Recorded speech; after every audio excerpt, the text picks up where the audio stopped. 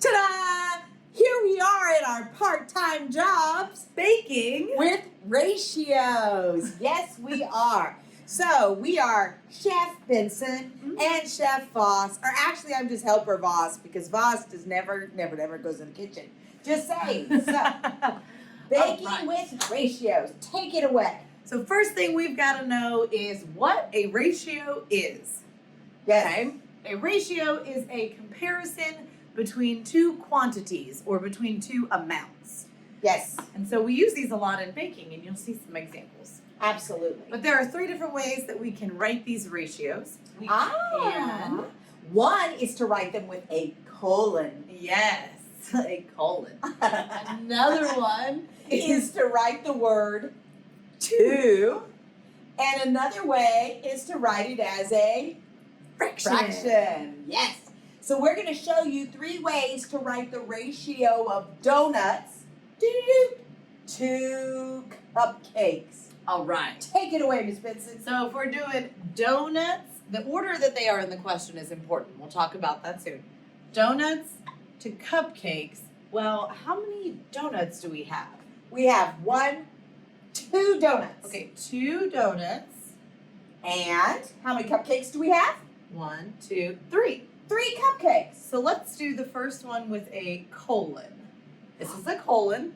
So this is one way to write this ratio. 2 donuts to 3 cupcakes. Absolutely. And that's why the order is important, because you have to go with the words, okay? Okay. How about we use the word two? So we just keep it the same. 2, 2, 3.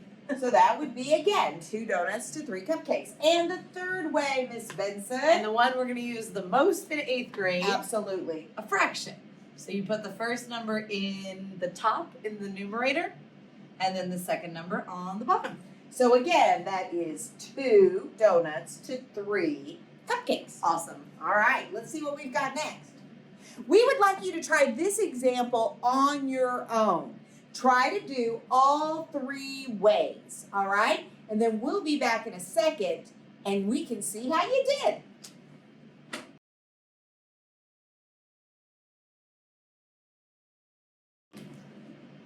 Y'all did a great job, I'm sure. So we're going to check this out. What was the first way they could have written it? 3 colon 4. Right, so that's 3 cups of flour to 4 eggs. How about the next way with the word 2? 3, 2, 4. Yes, we know it sounds a little weird, but that's all right. And then the last way and the way that we'll be using. 3 over 4. Absolutely. You did a great job, guys. We're super proud of you. So now we're going to go on and we are going to open up Desmos. All right? Because we're going to be using Desmos to compare things.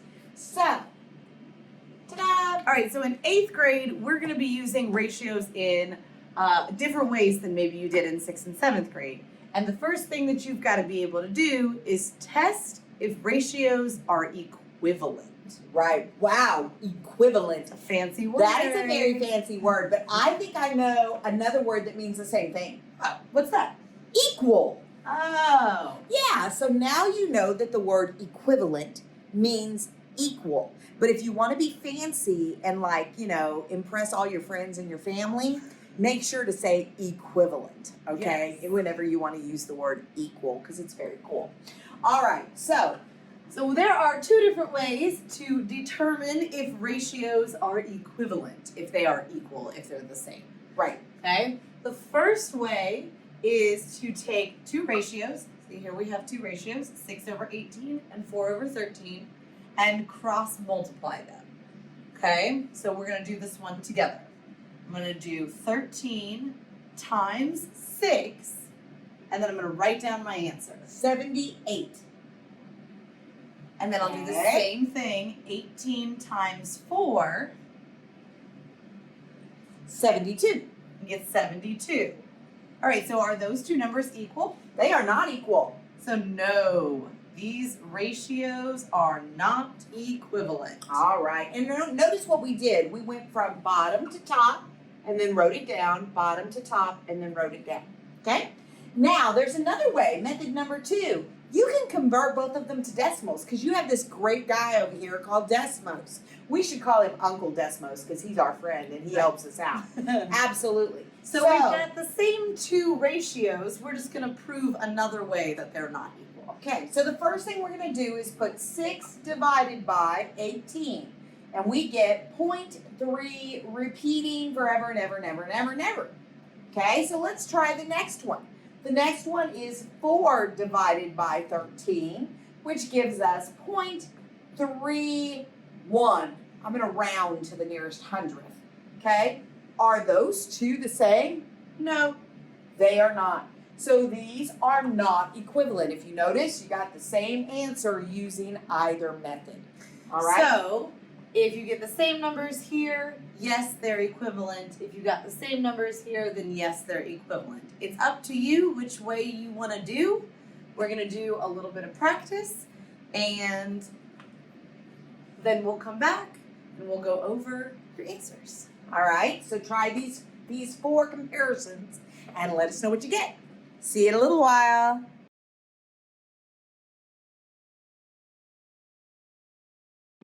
We're back. All righty, how did that work for you? We did a couple using cross multiplication, and we did a couple using converting to decimals. And you can choose either method. That's up to you. All right? Over here, the first one was no, they are not equivalent. It doesn't matter which way you chose to do it. You should have gotten different numbers either way. So they are not equivalent. They're not the same. But these ones, regardless of your method, were equivalent. Absolutely. So they are equal values. And then over here, the top pair is equivalent, and the bottom pair is not. Okay, so just to make sure you understand what we're talking about, when you get a no, that means that this ratio is not the same as this ratio. But when you get a yes, that means that this ratio is exactly the same or equivalent to this one. Okay, so we just want to make sure you understand what you're doing. Good deal. All right. So that's the end of ratios.